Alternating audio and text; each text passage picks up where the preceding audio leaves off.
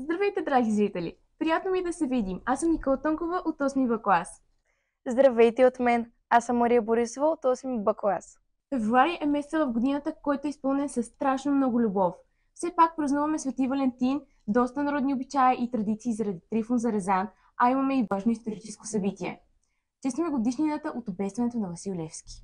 Голямо послание, което искаме да отправим към вас, е да не забравяте нашите герои и да отправяте заслужената почет. Затова в тази емисия имаме специален сегмент, посветен на Апостола, като ще открием емисията с него. Дечицата от първи В клас поднесоха ръчно изработени цветя в памет на 151 години от обесването на Васил Левски. А учениците от 2 Б клас представиха проектите, които бяха подготвили, отбелязващи делото на Апостола. Имахме си малки сладурковци, които бяха написали писма до него с неща, които биха искали да му кажат. 5 и 6 клас отбеляза деня, като изпяха хубава Симона Горо в училищното ни фоайе, където се проведе и отдаване на почет към него. Учениците от 6 клас гостуваха на мълчуганите от 3-та и 4-та група в 162-та детска градина Вихрогонче и им прочетоха приказките с послание колко е важно приятелството, а малките слънчеца и звездички бяха подготвили специален поздрав, с който разказваха историите за Васил Левски чрез разиграване на кратка сценка. В 5-ти, 6-ти и 7-ми клас гостува госпожа Яна Ангелова, която е родственичка на Васил Левски. Тя им разказа истории за него, преди да стане герой. Преди да продължим с емисията, ще ви споделим добродетелите. Добродетелите за месец февруари бяха радост, справедливост, топлина, любов, лоялност. умереност. Добре е да се сещаме за тях. След като изборихме добродетелите, можем да започнем. В началото на месеца имахме посещение от аташета по културни въпроси на японското посолство Кенто Мураки. Наблюдавахме клуба по японските танци, ръководен от госпожа Венера Миладинова, като дори успяхме да си договорим не само факултативни часове по японски език, а и други съвместни културни мероприятия.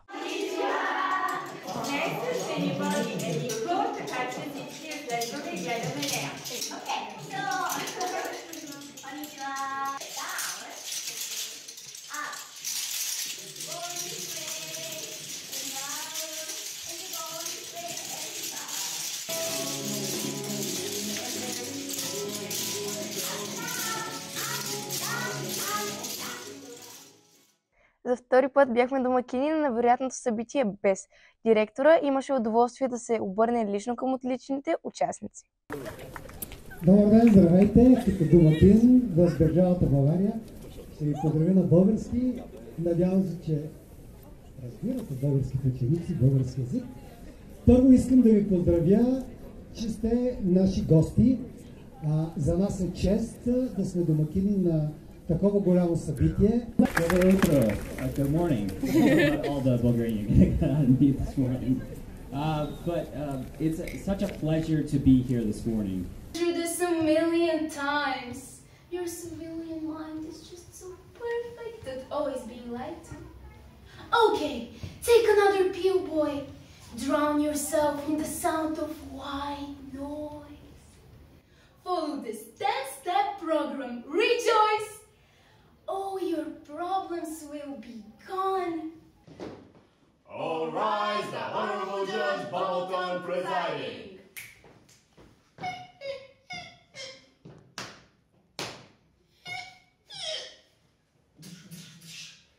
All right. Cold case number 4475. Presenting the 5 major honey brands and Barry B.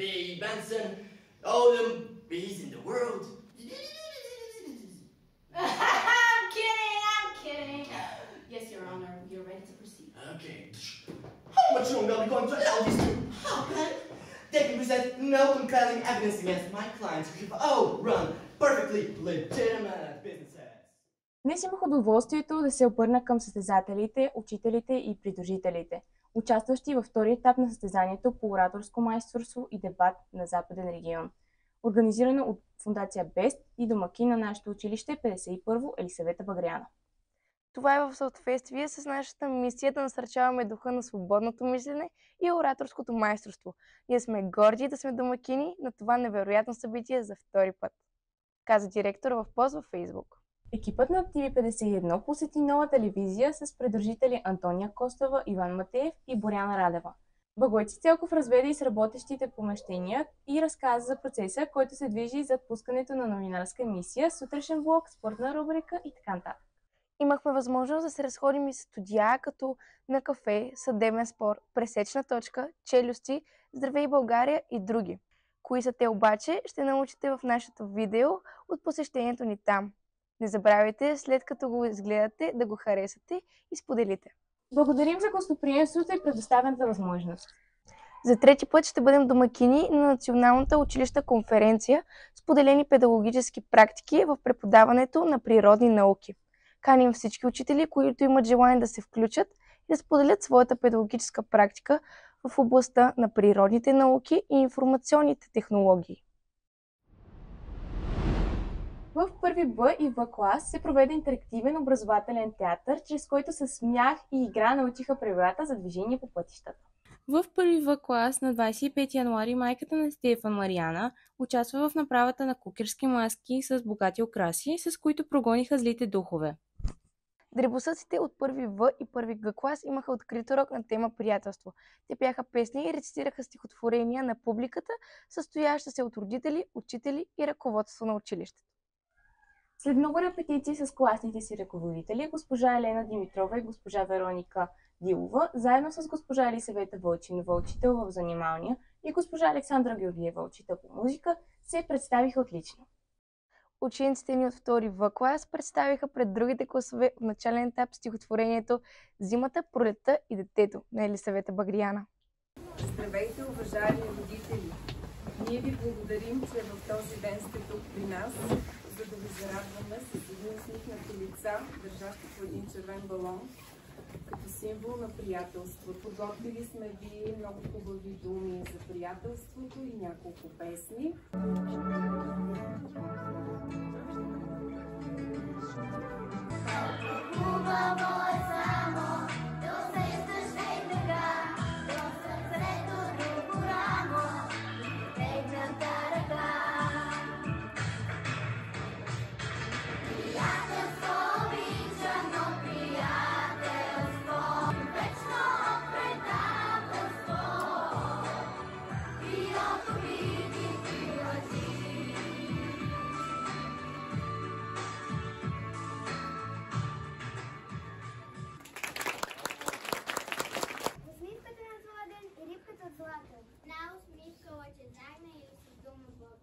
Доброто тръгва на разходка, оставя тук целска кротка. Че бяхте при нас да отпразнуваме празника на приятелството.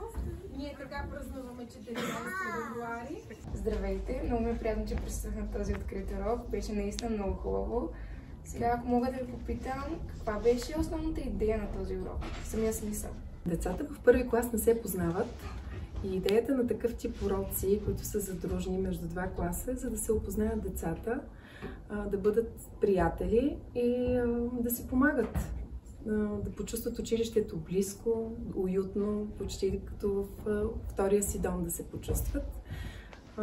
И всъщност ние да им покажем как може да се работи в екип. Вие видяхте, ние сме 4 учителки, които работихме като един голям екип. А организацията беше ли трудна? Никак. Децата са прекрасни, ние само помагахме тук-там.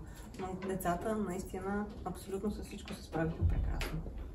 Прегърнаха идеята, бяха много възхитени от това, че ще зарадват своите родители. Темата им е близка за приятелите, и големите и малките можем да говорим с часове. Според вас, получи ли се добре? След като родителите пееха на последната песен и бяха станали прави, за да си тактуват, смятам, че наистина сме предали заряда, който търсихме да предадем, освен в малките, но и в техните родители. Страхотно, много ви благодаря. Ние благодарим. В 11 В клас се проведе открит урок с госпожа Велина Мавродинова. Поговориха си за концепция, психология за дизайна, маркетинг, композиция, цветове и шрифтове и как съчетаването на всичко това води до един крайен продукт. Репутацията се гради бавно. Тоест, ти работиш някъде. Първо, аз работех като фриленсър години наред. Работех като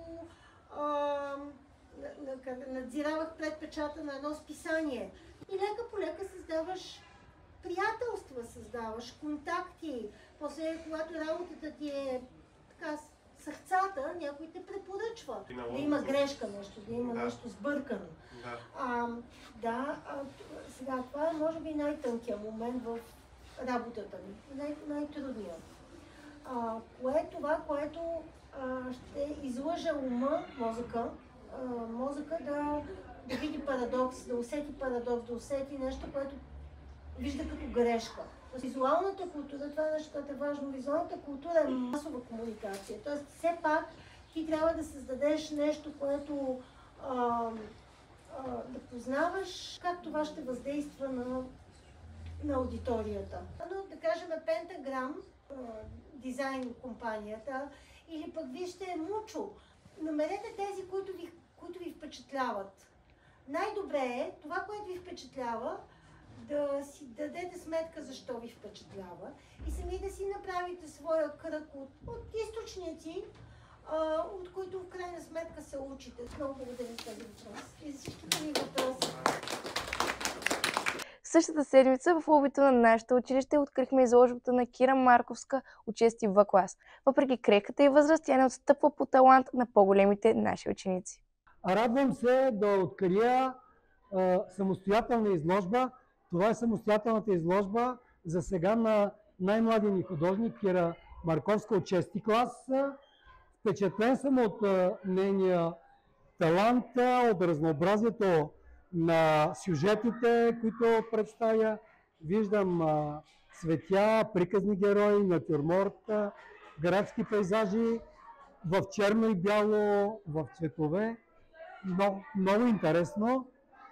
Браво на тебе! Благодаря ви. Колко време прави тази изложба? Като рисуване или Колко време, да. Тази година или от преди още? Тази година, ама 2-3 са от 2023-та. От миналото. Да. Добре. Браво. Нещо можеш ли да кажеш? Я кажи нещо си. Мога да кажа, че всяка от картините се рисува около 1 час, 2 часа и половина. И че лично на мен много ми харесват тези, които са с цветове и тези на черно-бял фон. Аз ги практикувах като графика. Очевидно ти ще бъдеш поредният талант на 51-во училище. Къде ще кандидатстваш от 7 клас? В това училище искам. В това училище, разбира се. Радвам се. Гордеем се с тебе. Нещо ти да кажеш? Поздравявам те, Кира.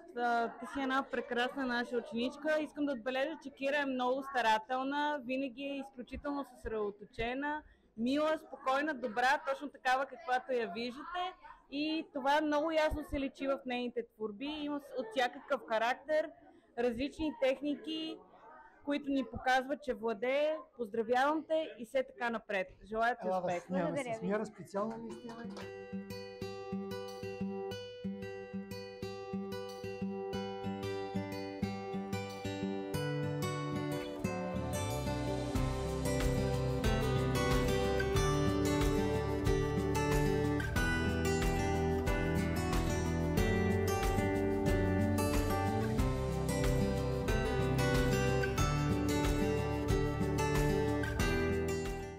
На 27 февруари се проведе изложба на тема рисуване с думи и AI, организирана от нашия директор господин Асен Александров и Веселин Стефанов. Те показаха, че изкуството може да се създава дори с думи.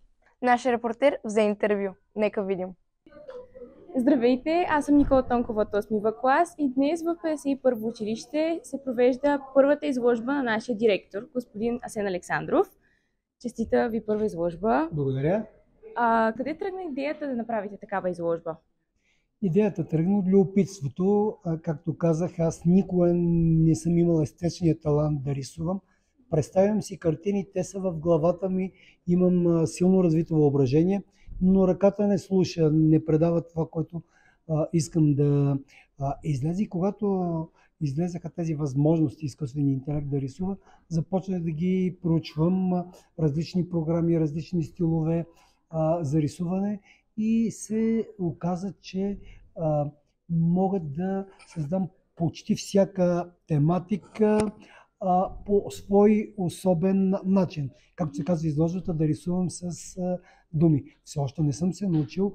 Да рисуваш с думи е точно толкова трудно, колкото да рисуваш с ръка. И това се случи стъпка по стъпка, но си мисля, че с времето се науча. Да. Както виждаме, картините са разпределени по групи, по тематики. Как избирате една от тематиките, например?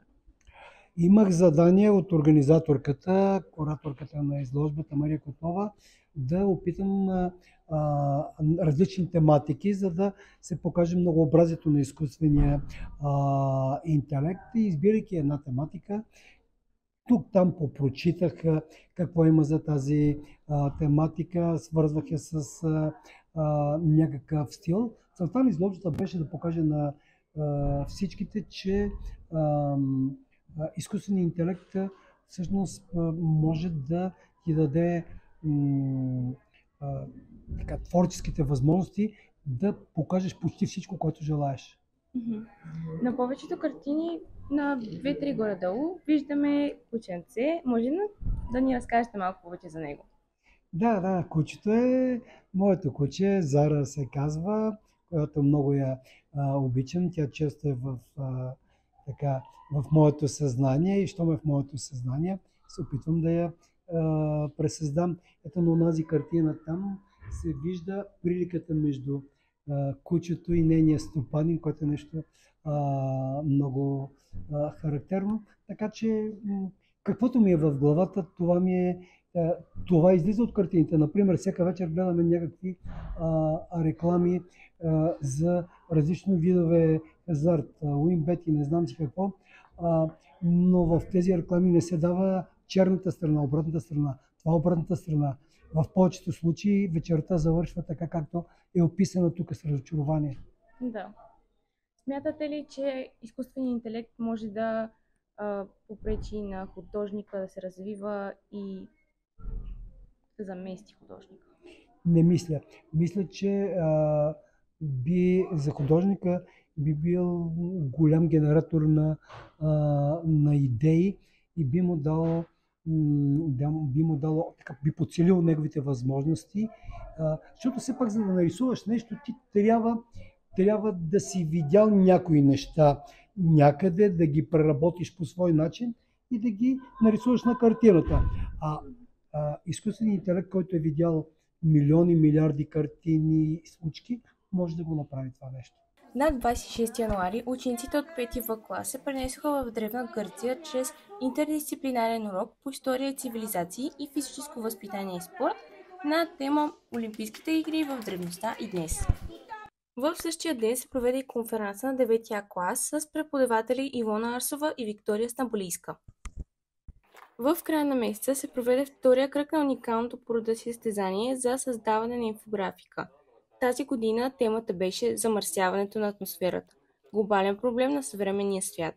В тази годишното състезание се включиха 52 ученици от 11 клас, профили софтуерни и хардни науки и изобразително изкуство. Здравейте и добре дошли на втория кръг в училищния конкурс инфографика. Може ли ни кажете какво представлява инфографиката? Инфографиката е графично изобразяване на голяма база данни, така че много бързо човека, който я гледа, да се ориентира в тези данни и да види най-интересните неща в тези данни.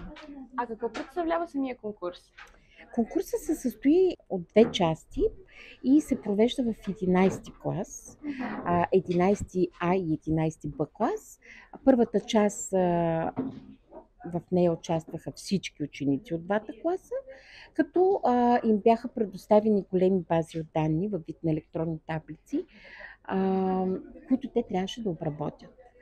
Темата е замърсяване на атмосферата, глобален проблем на съвременния свят. Най-добрите, които се представиха на първи кръг, по 2 от всеки клас, днес ще се състезават за първо, второ и трето място. Това е втори кръг на нашето състезание. Страхотно. А как решихте да го организирате? Значи, идеята дойде от външно подобно състезание преди 2 години, в което участвахме с наши отбори, където спечелихме. И оттам решихме, че можем да го направим и като вътрешно състезание, защото то е много свързано с това, което учим по информационни технологии в 11 клас, именно база данни и графично представяне на данни. А по какви критерии избирате учениците, които да отидат на втори кръг? Значи критериите са много. Така кратичко няма как да ги обобща, но просто те трябва да са добре обработили данните, графично добре да са ги представили. Има си изискване за 4 дяла да бъдат, във всеки дял колко елемента трябва да бъдат и така нататък. В журито участвахме 4 учителя и 4 номинирани за втори кръг от миналата година, от първото състезание. Те в момента са 12 клас. А всъщност колко години Втора година. Това е втора година, затова е второто училищно състезание. Страхотно. А къде може да видим творбите на тези, които са от първия кръг и от втория? Да, днеска по принцип ще тече слайд-шоу с всички творби на всички участници и след това ще ги качиме в фейсбук групата на информационни технологии, в сайта на училището ще ги качим, така че всеки ще си види неговата творба и публичното пространство. Добре, много ви благодарим. И ние благодарим за вниманието. Да, и пожелаваме успех на всички от втория кръг. Процентите на замърсяване на въздуха при нас са 3 пъти над границата, което дори да ви звучи много е някакво подобрение, тъй като през 2019 сме били 6 пъти на тази граница. Реално всичко е много просто, всичко е правено на Excel, няма нищо не старомодно. В 12 клас с профилирана подготовка под ръководството на госпожа Магдалена Пенева и господин Красимир Иванов се проведе интердисциплинарен урок по английски език, история и цивилизация с тема скандалните реклами. Мисля и на определени места в Нидерландия. Там, като отидете някой ден в Нидерландия, задължително трябва да посетите някой кофишоп. Така ли се казва? Или кофи бар ли беше? Кофишоп. Стерилен препарат, пуска си гаджето за пране, черното гадже и той става азиат.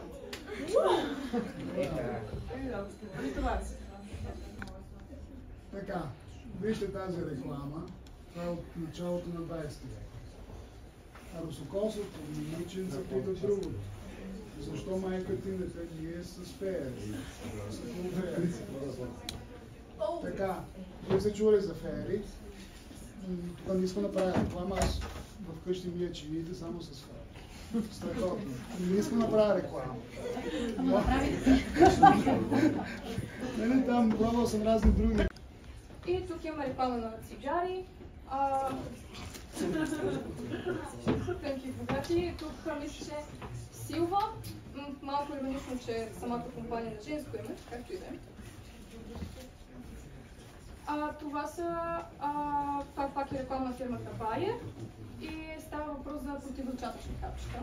Талантливите ни ученици от 8-я клас под ръководството на госпожа Мария Котлова и госпожица Стаболиска проведоха конференц в парка на училището. В 6 Б и 6 Г клас Любомир Поповски, баща на Лазар от 6 Г клас, проведе урок на тема за изкуствения интелект – STEM урок. А във 2 В клас се проведе практически урок за природните бедствия, в който маниците научиха нови неща чрез преживявания.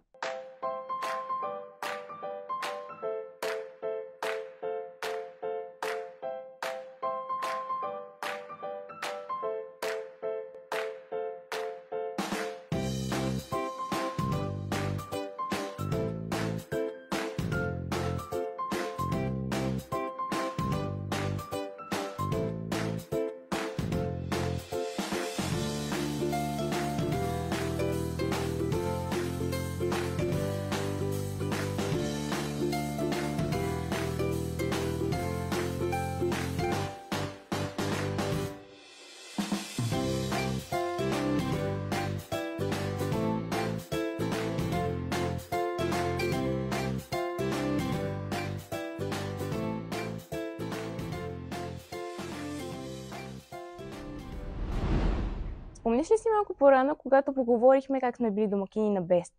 Нашето училище има толкова уникални участници, че събрахме доста от наградите. Така ли? Да. И в кои категории бяхме наградени? Ами, имаме си наградени от всяка категория, но челните места на някои от категориите заеха. София Анова и Мария Стефанова, Новис Дъл, второ място. Сияна Юрданова, Новис Poetry, първо място. Магдалена Недялкова, Новис Poetry, второ място. Надежда Кънчева, Новис Prose, второ място. Виктор Желязов и Надежда Кънчева, Varsity Duo, първо място. Виктор Желязов, Varsity Prose, второ място. Калуян Георгиев, Varsity Prose и Varsity Poetry, първо място. В церемонията по награждаване Нанси Шилер, президент на фондацията Америка за България, оцени високо организацията на събитието и взе участие в раздаването на призовете. Също госпожа Вера Влахова, експерт по чужди езици в РУА, присъстваше на събитието. Също така си имаме още двама учители, които са Google Certified Educator Level 2. В състезанието дебати с тема Моите права и отговорности, организирано от община Красно село, Ина, Борис, Мария, Руменс, Яна, Бояна, Александър, Еланор и Рая от 6-ти клас завоюваха трето място заедно с госпожа Таня Милова. В първи В клас усмивката не слиза от лицата и всеки не е напълнен с приключения. Тогава напълно естествено е спечелването на грамота от национален конкурс Най-усмихнатия клас в България, организиран от община Бургас. На 23 януари Александър Стоилов от 3-ти Б клас участва в коледно математическо състезание и спечели бронзов медал. Браво, Алекс! Продължавай все така и занапред! Горди сме, че творбите от изложбата България преди и сега бяха изложени на летище София за един месец. This is the gateway of Bulgaria. This is a very unique opportunity to show the beauty of Bulgaria, the culture, the history, and we want to continue contributing. This is one of our mission to promote the country all over the world, and this is one of the best way to do it. So we are delighted to host this exhibition. Учениците ни от втори В клас взеха участие в конкурса "Какъв искам да стана, когато порасна", организиран от Център за лично развитие, кариерно ориентиране и консултиране София. Те получиха грамоти за участието си, а Дарина Стоянова от 3-ти Г клас победи в конкурса. Децата от първи В клас нарисуваха по интересен начин различни професии и бяха възнаградени с грамоти за участие в конкурса "Какъв искам да стана, когато порасна". Дребосъците от първи В клас с класен ръководител госпожа Елена Димитрова нарисуваха рисунка и научиха много за празника Свети Трифон Зарезан, за плодородието и традициите ни, като в последствие взеха участие в национален конкурс изложба Свети Трифон Зарезан, организиран от Народното читалище в село Стража, община Търговище. По-късно те получиха пратка, в която се криеше техния златен медал за най-активен клас. Божидара Ребърковска от 3-я клас е на 9-то от общо 29 места в международното състезание Бел Мемориал, Букурещ по фигурно пазарене.